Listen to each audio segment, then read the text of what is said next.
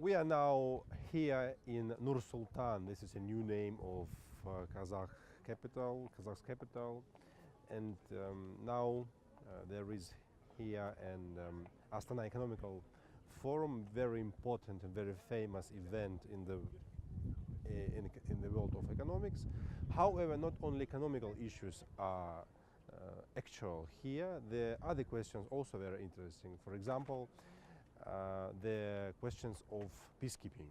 And today we made a short interview, and we made a video of direct speech of Juan Manuel Santos, the ex-president of Colombia, who succeeded in peacekeeping forces, in peacekeeping process, when he made very serious concessions to the guerrillas, to the insurgency in Colombia, and he won actually a Nobel Prize because of such kind of victory. What are main issues if you want to find a consensus with your rivals, with your enemies? First of all, he succeeded in not using international mediators. So he tried to organize direct negotiations with insurgency. Second, there was international support. There was international backup, certainly.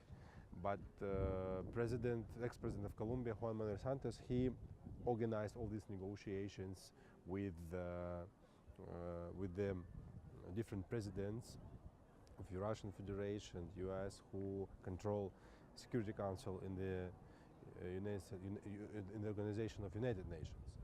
That was a second level, second phase of the process, not the first phase, because the international support was also important. The third aspect is how he succeeded in convincing the other side, the people in Colombia, that the consensus is very neat. He said that if you want to avoid in the future the victims, you should stop the war now. And the other very important aspect is the questions of how he tried to negotiate with guerrillas. He always wanted to hear their point of view. So we give you the video of his direct speech, how he explained his vision of this situation. Thank you very much, and it's an honor for me to be here with you today. Making peace is much more difficult than making war. Making peace needs a different type of leadership. When you make war, and I had to make war in order to achieve peace, the type of leadership you need is a more vertical type, an easier type of leadership, because you give orders, you rally the forces around you, and it's you and your counterpart, your enemies. Making peace needs a horizontal type of leadership. And instead of giving orders, you need to persuade, you need to convince, you need to change the people's attitudes and their misconceptions. And that is a very different type of leadership than making war. In the Colombian peace process, after 50 years of war, building trust was probably the most important precondition. Building trust not only from your counterpart, in this case the oldest, strongest, and more powerful guerrilla group in the Americas, but also building trust within your own constituencies. You needed to convince the military that peace was the best option. You need to convince many people who had always perceived the peace negotiations as a way for the guerrillas to strengthen themselves and to take advantage of the processes to get more political and military support. So it's a matter of convincing your own constituencies and of convincing the counterpart that peace is necessary and that you can achieve it. I had many instances where the process almost broke up. Instances because I took a decision which was very difficult to administer. I decided that we would not have a ceasefire until the end of the process.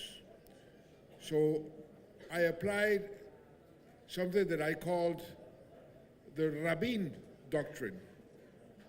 In the why did I call it Rabin? It's the Prime Minister of Israel at that time, when he first sat down to negotiate with Arafat. He told the Israeli people, I will sit down with terrorists to negotiate peace as if there is no terrorism, but I will continue to fight terrorism as if there is no peace process. I told the guerrillas of the FARC that I was going to apply the same doctrine. It cost Rabin his life. The peace process that he started, he was assassinated because of that. But I told the FARC,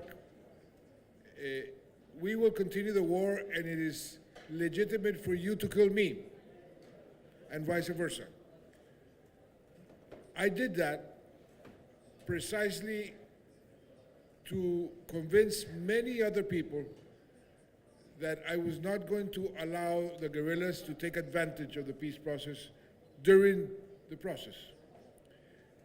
And many times, one had attacks of the guerrillas that people said, why are you sitting down with those terrorists that are committing these attacks? And to convince people to say to them, I'm sitting down precisely to stop this once and for all. It was not easy, but it was necessary. So you need to have the conviction and the power to persevere, and that's what we did. Well, thank you. And, words of another Nobel Peace Prize winner, Desmond Tutu, come to my mind. You don't make peace by talking to your friends. You make peace by talking to your enemies. So did you have any personal threats? I mean, was your life ever in danger during the peacekeeping process? It's kind of interesting. A lot is written, but did you have fear that your life would be taken at a certain moment? Well, I was born in a country at war. So I grew up threatened. I was a high-value target since I was very young, when I entered politics, when I was a journalist.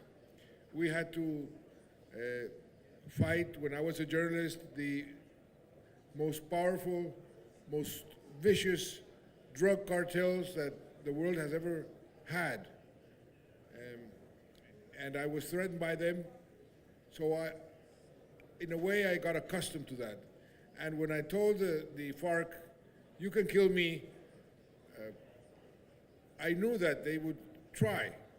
And as a matter of fact, I had many operations that I did, military operations, that I took the information, the computers from the FARC, and they were plans to assassinate me. But that is part of the war. So you get, in a way, accustomed. I was very well protected, of course. You suffer more for your family than for yourself. But that's exactly another incentive to finish the war. So fear became basically part of your life. Now, I have a question. A lot of experts now agree that nature of war has changed. I mean, we had military combat, you had two parties, facing your enemy. Now, the enemy has become faceless. We're talking about terrorism, cyber attacks, hybrid warfare, trade wars, sanctions. And it imposes a lot of challenges to modern peacekeeping process. With your experience, do you think in this new type of war we're experiencing, we need new type of peacekeeping? Well, this is a very interesting and difficult question. I did something which is quite unique. I had to make war in order to have peace. And I was very successful making war. That's why they elected me president for the first time, because I was a very effective hawk, and I was very popular.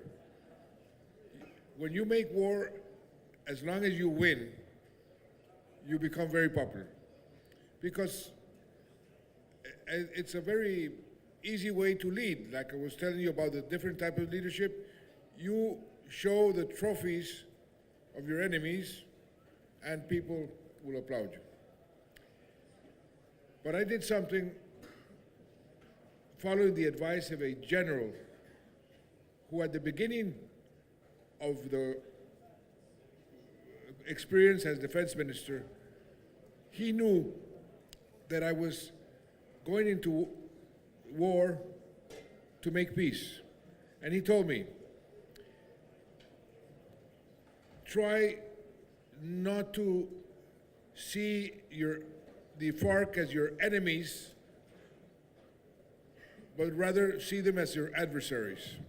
The enemies you destroy, the adversaries you beat. And try to humanize the war. For many people, this was a contradiction. What do you mean, humanizing the war? And that was a very interesting process, whereby you give your soldiers and your army more legitimacy when you tell them respect the human rights, not only of the people, of the communities, but also of your adversaries, of your enemies. And I told my soldiers, the best way to win this war is to increase your legitimacy and the respect for you. The ultimate objective of any soldier should be peace.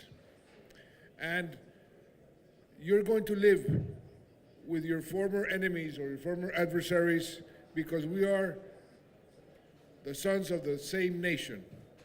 So if you treat them with respect, you will be much more effective making war. And that is exactly what happened. For example, we did campaigns that in order to convince the guerrillas to demobilize, to give up their arms and reintegrate into society, we went to the fathers and mothers of the guerrillas and asked them to send a message to their sons or daughters. And we put these messages in some light bulbs, and we put it in the rivers, and they went downstream. And during the night, these were bulbs with a light. They were blue lights, and it's called Rivers of Light. It even won an advertising campaign in Cannes. But this was very effective in convincing the guerrillas that it's better to go for peace than continue to be in the war. And the soldiers at the end of the war came to me and said, Mr. President, we had this combat. 5 guerrillas were killed, but 15 were wounded, and we took them already to the hospital. They've been taken care of. This was unheard of 5 or 6 years before. And this, the commanders of the FARC after told me, the way you treated us, this thing that you call humanizing the war, was much more effective for you against me than sending planes and bombing with drones or whatever. So this is an aspect of the Colombian war that I think should be emphasized. Humanizing the war will help the post-conflict. In Colombia, we did not need the United Nations with the blue helmets to go and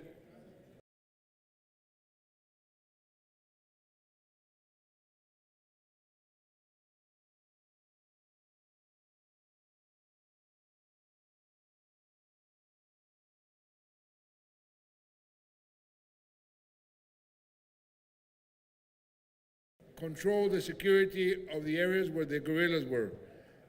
It was the soldiers that were their former enemies, the ones that they themselves accepted to be in charge of their own security, the guerrillas. That was unheard of. Right, I mean, just fighting evil with good. Here's a bit uncomfortable question for you. You know, they say path to hell is paved with good intentions. Unfortunately, peacekeeping very frequently is used by superpowers, you know, in order to intervene or make, we had, you know, remember the term, the humanitarian intervention? So a lot of experts say that the international law is not working anymore. There's no need, like the checks and balances, the global checks and balances we had, the United Nations, the international law, it's not working anymore. Do you think we have a systemic problem? Do you think there should be a new system, it has to be reinvented? Well, Colombia was the first case in the history of a conflict, an armed conflict being resolved under the umbrella of the Statute of Rome. The Rome Statute is an international treaty that was negotiated precisely to facilitate peace processes. The Rome Statute is what gave birth to the International Criminal Court. And a decision that I took since the very beginning is we will abide by the international law. And that was what allowed us to create a special transitional justice system that allowed us to have peace with no impunity for war crimes and crimes against society. So I truly believe that you need this balance between peace and justice to have sustainable peace in the long run. Now, you were talking about foreign intervention. Well, I took the decision not to allow mediators because I did not like foreign intervention in the negotiations. We had 4 countries that were present, 2 as facilitators and 2 as guarantors, but they were not mediators.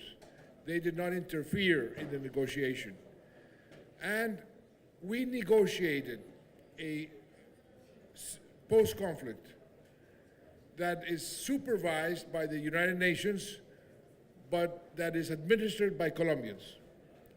So there you don't have the international intervention in the wrong way. On the contrary, I must say that the support of the region and the support of the international community was fundamental to have peace in Colombia. The support of the region in today's world is a necessary condition for any armed conflict to be resolved. Take one example, not far from here, Afghanistan. If you don't have the support of the neighbors, in the peace process, it's very difficult to have a peace process because the neighbors can be used by the Taliban or whatever as safe havens, to continue the war. So I truly believe that the support of the region and of the international community is extremely important. In the Colombian case, the Security Council of the United Nations, and I had to go personally to talk to the leaders of Russia, China, United States, France, UK, to ask their support, and the Security Council approved unanimous resolutions, the number of unanimous resolutions in support of the peace process in Colombia is the highest number since the United Nations Security Council was created in 1945 for one single event. And that was very important in Colombia.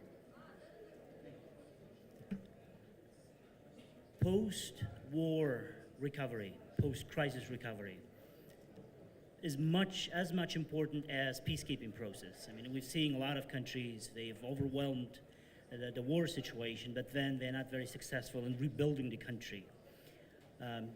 Your experience, your academic background, your experience as a Minister of Economy and Public Credit and so on and so forth, did it help you in this rebuilding process? What were the immediate steps, and what would be your recommendations for countries who are now struggling to overcome the war crisis? Well, we were talking about peacemaking and peace building. Peacemaking is difficult, but it's short term. You sign an agreement, the arms are destroyed, the insurgency becomes a political party, and that's okay. Peace building is much more difficult. I will tell you an anecdote. I had a good ally in my peace process, the Pope. The Pope helped me a lot. I went and visited him many times, and I used to tell him, Pope Francis, why don't you go to Colombia and give me a bit of help? This is very difficult. And he said to me, President Santos, I pray for you every day. And I said, my God, if you have to pray for me, I must be in real trouble. But he said, don't worry. I will go to Colombia when you will most need me. And he went to Colombia in a great visit after we signed the peace process. And he went and he himself put the title of his visit, I am going to Colombia to push the Colombians to take the first step towards reconciliation. Because he knew that that was the difficult step, and that would take decades or even generations, because that's where you have to heal the wounds of more than 50 years of war. That's when people start to recognize each other as thinking differently but having to live together. And that is a much more difficult job. Now, I did one thing or several things simultaneously to the peace process. I put in place a very innovative and audacious program to fight poverty. I brought in the ideas of a former teacher of mine from India called Amartya Sen. And I told him, I want to apply your theories about fighting poverty, different from the World Bank and different from the IMF. And I did that. And Colombia was the country in Latin America that during the last 7-8 years has reduced poverty and inequality more than any other country. And that helped me a lot during the peace process. And I did that because if you want to have a sustainable peace after negotiating peace, you need a more equitable country. And I also took another decision. During the war, I decided to give more money in the budget to education than to the military, as a signal of long-term priorities.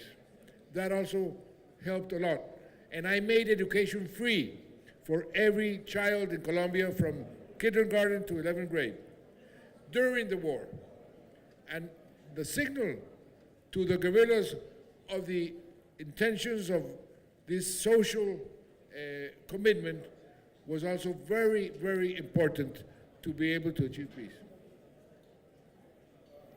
Well, unfortunately, we're running out of time, but I do have space for a personal question. You have 3 children, 2 sons, Martin and Esteban, and most beautiful daughter. Do you want them to pursue political career? Or do you, seeing all the dirt and all the evil in politics and war, you want them to become something else, scientists, explorers? You forgot to mention something very, very important now to me. I am a grandfather for the first time. I have a granddaughter, and I am meeting my wife here. I'm flying from this meeting. I'm going to fly to Ethiopia, and she's going to be waiting for me there. First time she separates from her granddaughter, and this has been a big crisis.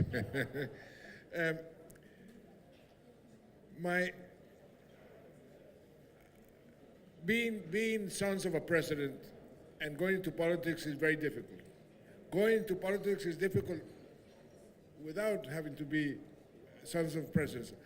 If you ask me, I would like my children not to be involved in politics, but at the same time, I must say that we need good politicians. We need people committed, people that are not corrupt, people that are transparent. We need